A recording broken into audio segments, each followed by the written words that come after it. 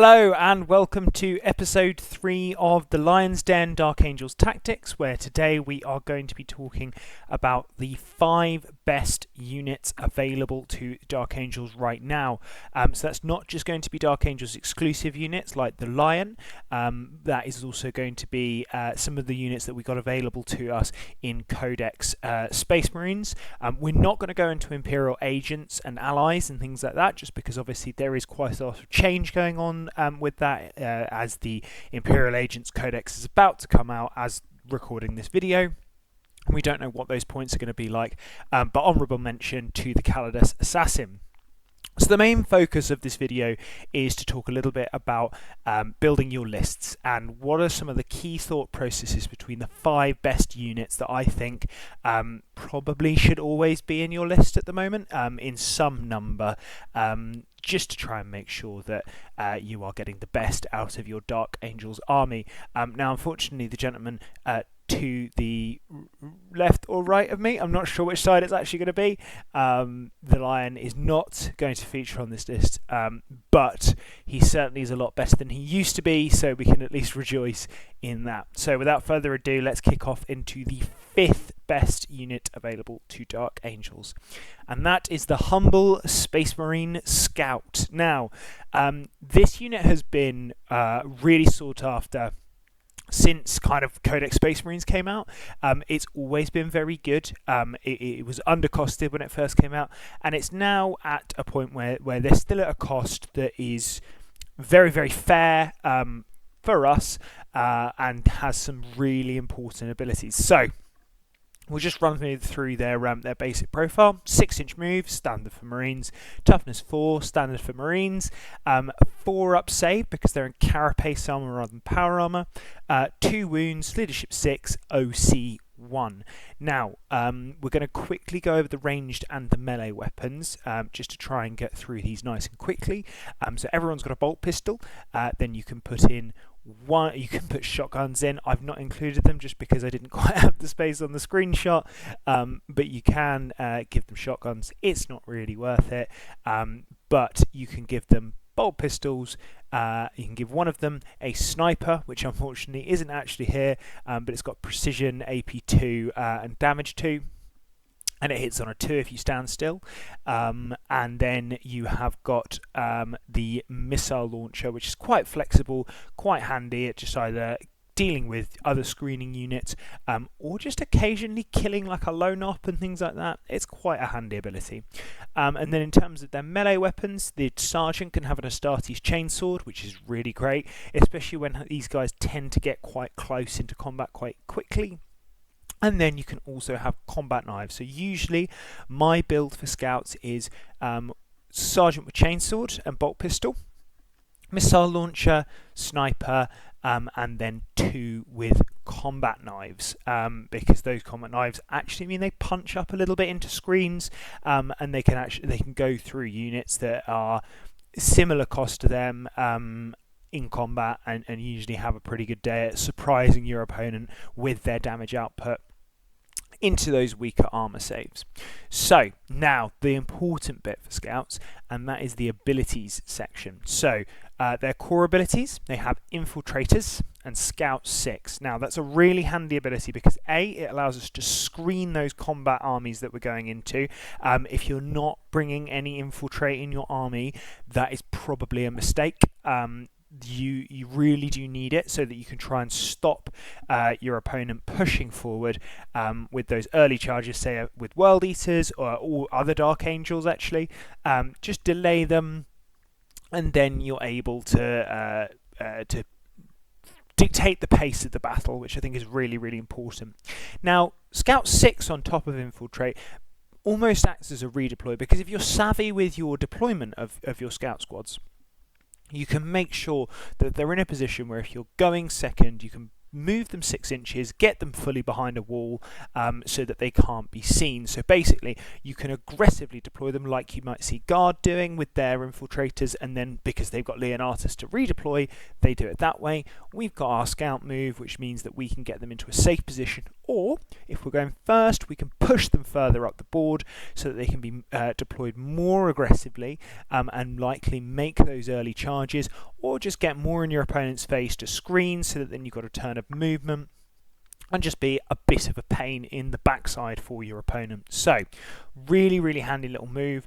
I'm a big fan of the Scout Squad, and for 65 points, they're pretty damn good. Now, the final ability they've got, obviously they've got Oath, but the final ability that's relevant is Guerrilla Tactics. Now, this doesn't really benefit their damage output or anything like that, because what it does, it gives them the uppy downy ability, which is what that's commonly known as in the Warhammer space, where basically if you are over 6 inches away from an enemy unit, you can pick them up, put them in strategic reserve, and then you can bring them back on within 6 inches of a board edge, no man's land if it's turn 2, or if you've gone second and it's turn 1.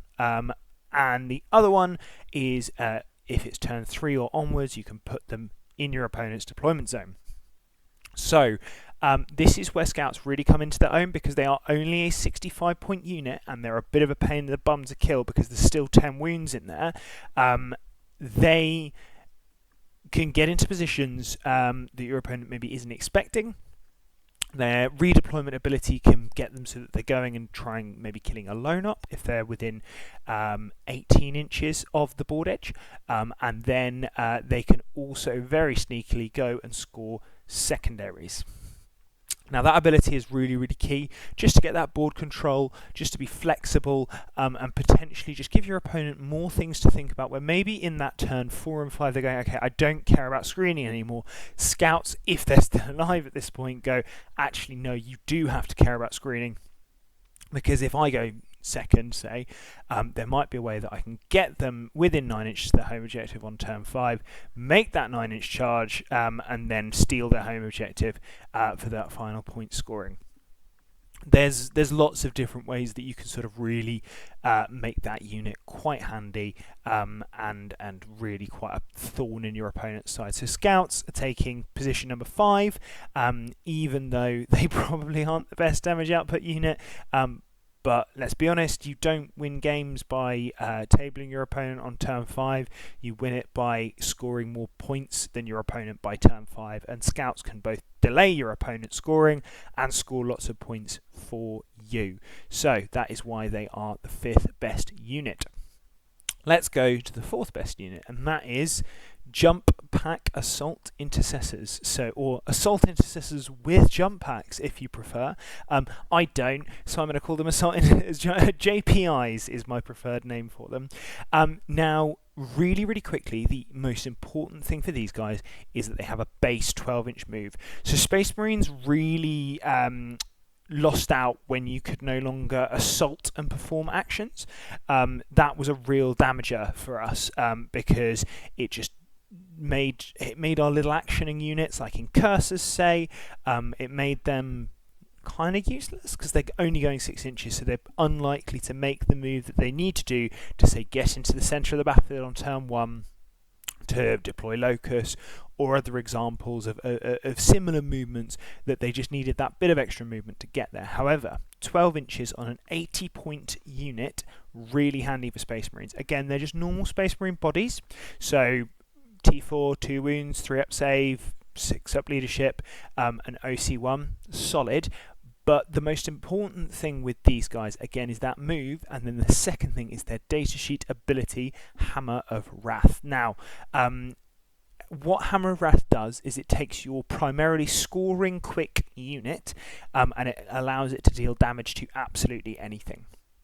Now, basically, it gives them impact hits. So on the charge, you roll a dice for each guy in engagement range, each of your guys in engagement range, and on a 4-up, the opponent takes a mortal wound.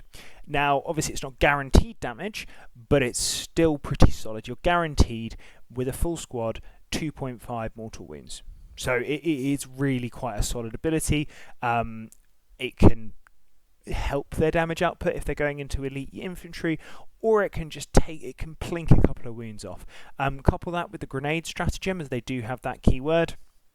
It just means that there's lots of potential for mortal wound damage output from an 80-point unit that you really don't care about losing, and primarily it is not their job to go and do damage. It's their job to go and score you points or screen your opponent.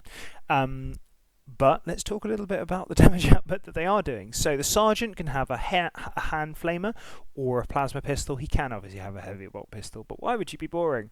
I usually opt for the plasma pistol because I like trying to roll hazardous rolls, and you can also have an additional plasma pistol in the squad. So you're shooting out 2 strength 8 AP3 damage 2 shots at 12 inches or in combat. Really tasty. Then you just got your 3 heavy bolt pistols, which are fine. You know, they're slightly better than bolt pistols. They've got that AP1, so if they catch something in the open, they will do things. And then your Sergeant can take either a power fist or a power weapon. I would always be taking the power fist. It's got better strength, it's got better damage, and it's only got 1 less attack. So it's a really, really solid little ability there, just to have that extra damage output from your power fist. Why not, right? And then the rest of them have Astartes chainswords, really good chaff clearance. Just go into guardsmen, chop them up, go into any sort of T3, Eldari, Cabalite warriors is another good example, as we are seeing a few more of those kinds of units. Another one would be witches, even though they've got their 4-up invuln in combat. These guys are really handy at dealing with them just through sheer weight of attacks, although do be aware that Lilith obviously gives them fights first if they do have that ability. Now your Assault Intercessors do also have Deep Strike. You can use that. I often prefer to start my units of Assault Intercessors with jump packs on the board, because then they can do that initial turn 1, oh I've got Locus, or oh I've got this thing where I need to move my scoring unit quickly, and that then fulfills their role. So they're doing that really quickly, getting up into my opponent's face, disrupting their early game, and usually they're also taking shots that probably would be better going into my stronger, more aggressive units that we're about to come on to, but my opponent wants to go, okay, I need to deal with their scoring because otherwise they're going to beat me on primary as well as secondaries, just because once those hammer units get in that we're about to start discussing, things usually go sideways for your opponent pretty quickly on the primary game. So, jump pack Assault Intercessors, JPIs, Assault Intercessors jump packs, they take the number 4 slot in our ranking list. Okay, so we're on to number 3. Now, this is actually one of my favourite units, and that is the Inner Circle Companions. So, gorgeous models that have just got a really nice little glow up. Standard marine bodies, except they have 3 wounds rather than 2, and they've got 2 OC. Now, you can take them in a 6-man, which means that unit is 12 OC, probably likely to be 13 OC with the extra character. Now, 90 points for 3, these guys are cheap, but to get their -1 to hit, they need to be led. And to be perfectly honest, you really need these guys to have a character, which is why they're actually a little bit further down this list than some of the other units maybe, or maybe where they could be if they're a little bit more independent or more reliable as a 3-man. Now, what Inner Circle Companions do is they get -1 to hit if they're led, and they get +1 to hit into character units. So, really handy, but we're going to be talking purely about damage output, and that is especially in combat. So it's their damage output and their OC which really sets Inner Circle Companions apart. They've got 2 options. They've got we're not even going to talk about heavy bolt pistols, we know what they do, but the melee weapons, we've got their greatsword, and that does a strike or a sweep. Now with the strike, 4 attacks, lethal hits, hits on 3s, probably 2s, strength 6, -2, 2 damage. Solid. It's going to kill marines. It puts them on a 5-up. Insta kills them.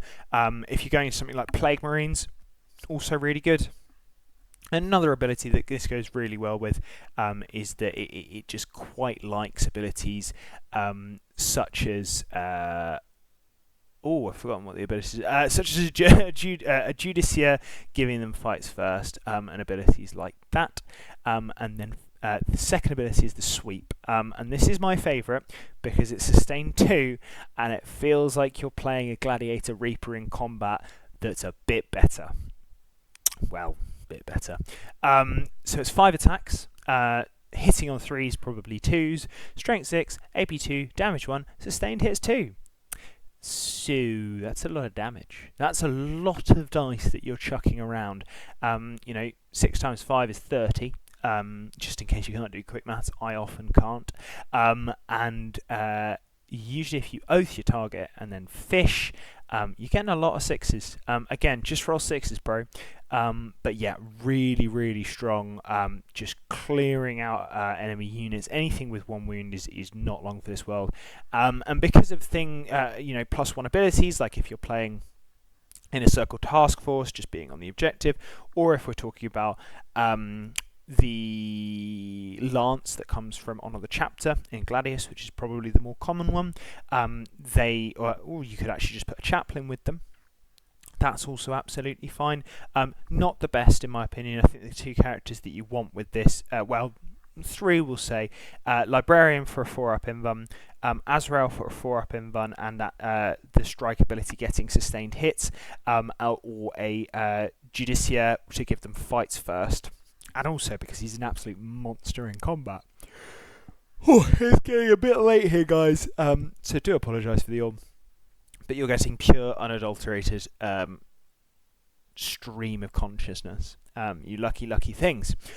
So yeah, Inner Circle Companions, great damage output unit. If you give them the Judicar to give or Judiciaire to give them fights first, really tasty. Or just make them more durable with a 4-up invulnerable save. They are slightly lower down on the list because their current base ability of not having an invuln and being toughness 4 is not good enough to keep them alive. So they always need a character, because otherwise their damage output, their survivability, I should say, is really quite poor. You can also give them an impulsor to ride in now. I have been doing that recently. If you watched my last video, I did have that in my previous list that at that point was 9-0. But I'm not as keen on that at the moment, and I think we've seen with the WTC that has fallen off a little bit. There is potentially not going to be as many impulsors with Inner Circle Companions around, and I think it's because people are working out how to beat them, and they're just not quite survivable enough. So that's the reason why they are taking spot number 3. So in spot number 2, we get to the real important ones. Now, arguably, should be spot 1, because been the first name on a Dark Angels list for a long old time, probably since it came out. But it is Azrael, the Chapter Master. Ironically, quite a lot better than his father. So Azrael is just an absolute beast. If you want it for your army, he probably gives it to your army.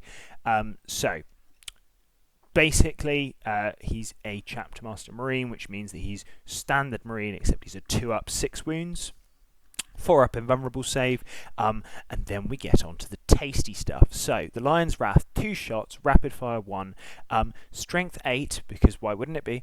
AP -3, again, why wouldn't it be?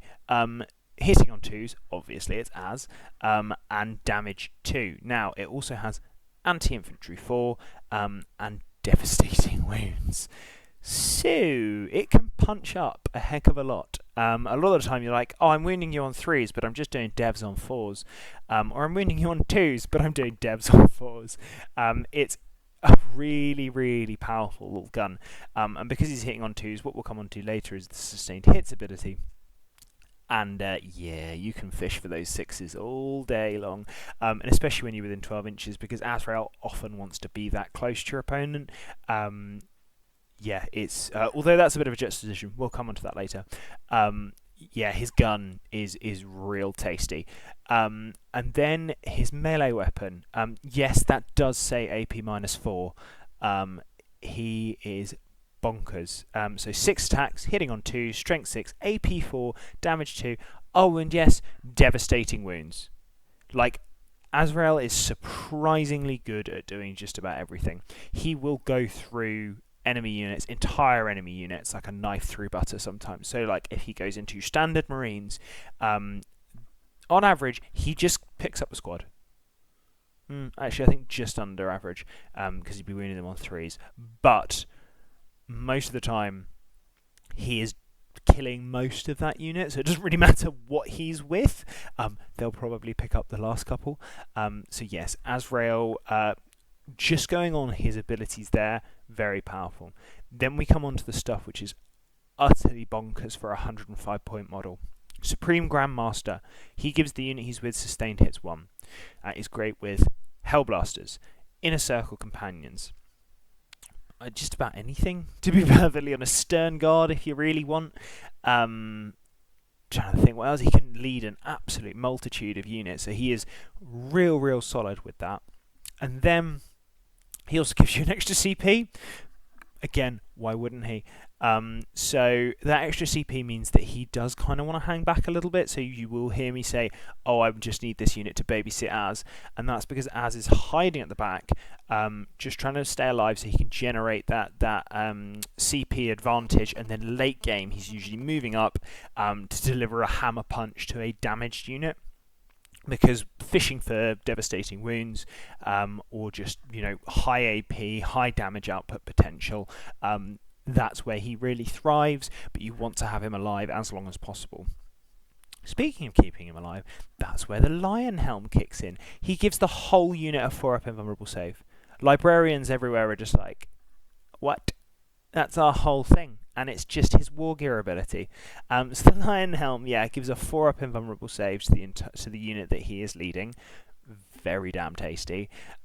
So again, that survivability problem we had with Inner Circle Companions, not so much a problem anymore.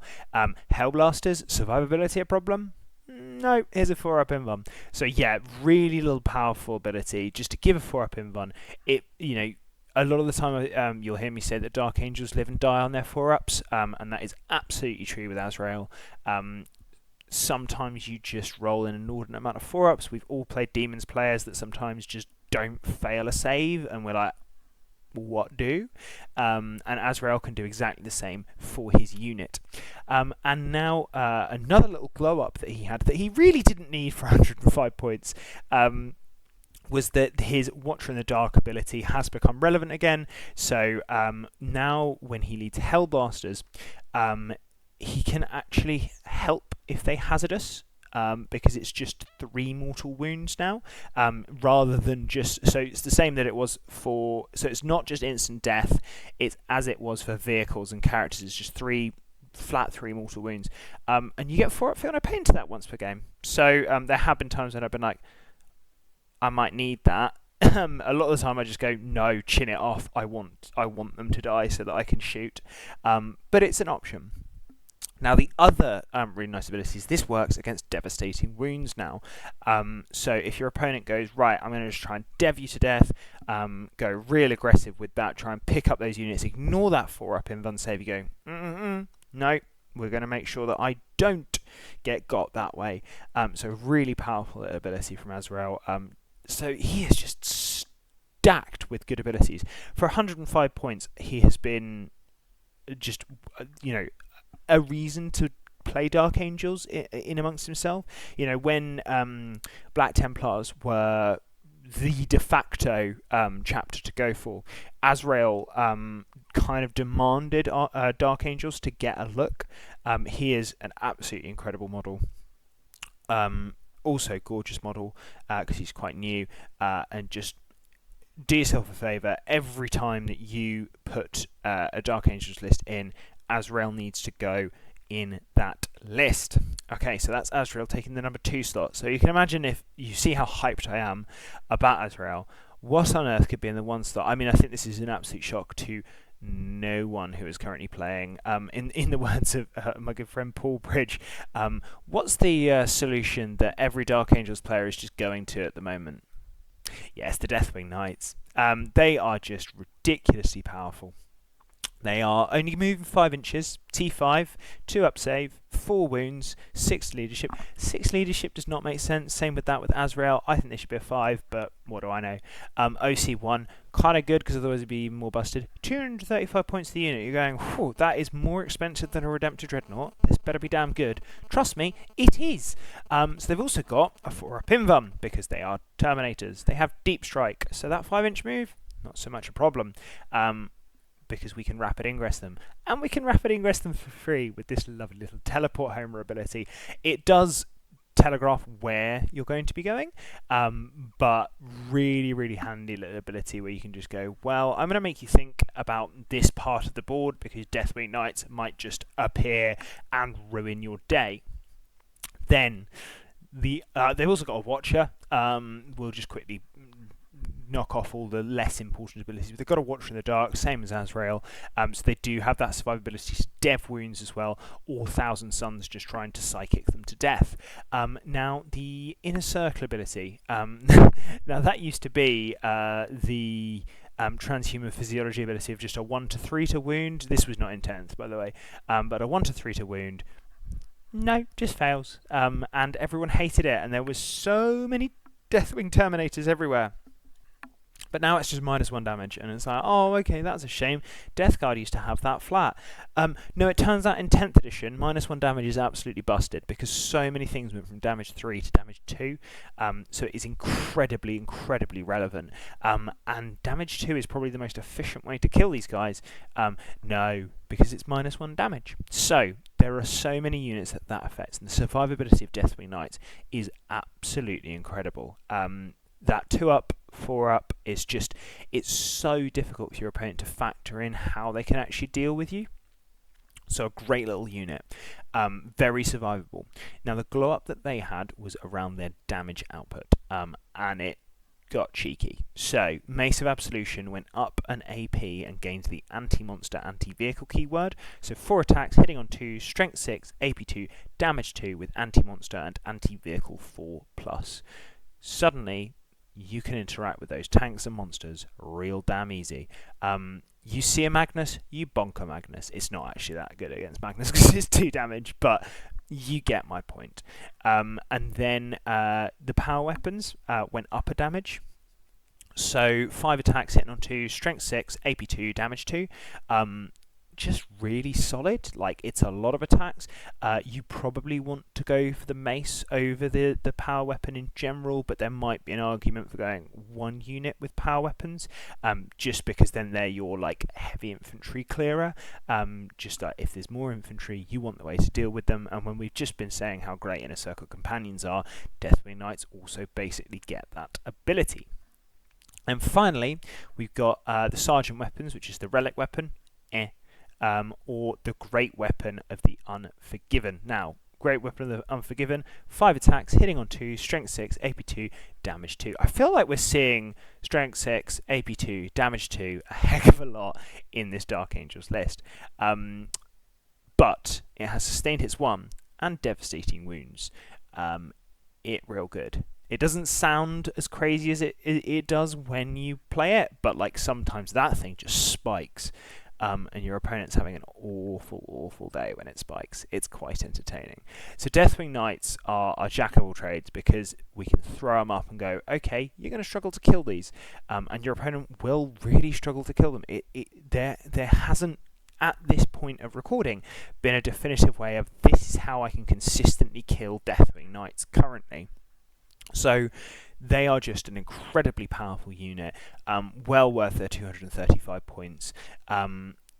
Get them on the battlefield. You do really want to be playing them in Gladius detachment so you can advance and charge them, just increase their movement. That D6 movement is so, so important. The advance and charge for this unit is just, it's the difference between them getting around the board and them just kind of being irrelevant because they don't have any shooting attacks and they don't have grenades or anything like that.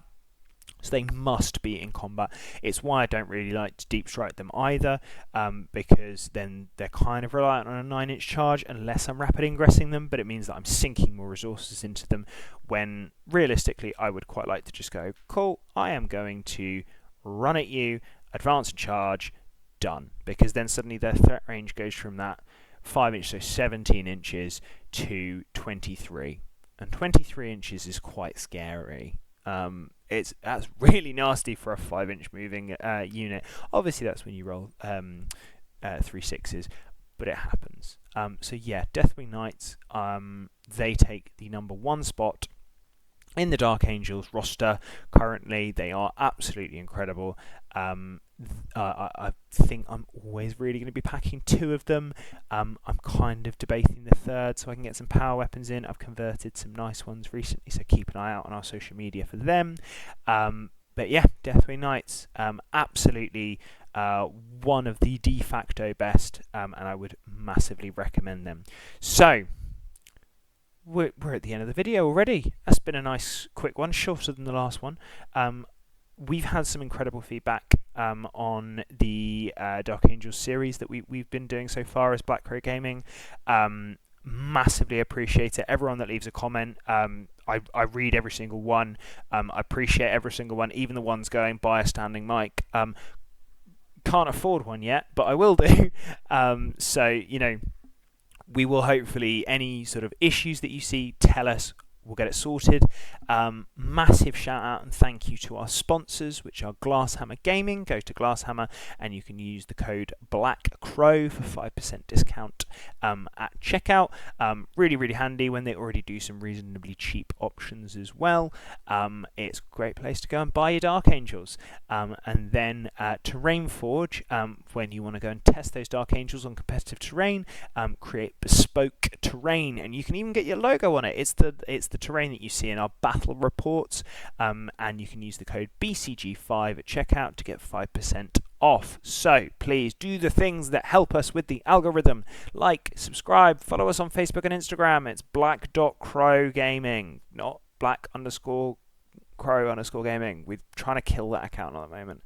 Yeah, follow us on Facebook, follow us on Instagram, join our Discord if that's your kind of thing, and please do provide feedback for what you thought about this video. I really, really value your input, and ultimately this is all about community. This is about building the Dark Angels community, helping everyone improve, and ultimately becoming the best sons of the Lion. So, thank you so much for watching. I've been Toby from Black Crow Gaming, and keep on stabbing not Dark Angels. Have a great day. Thanks. Bye.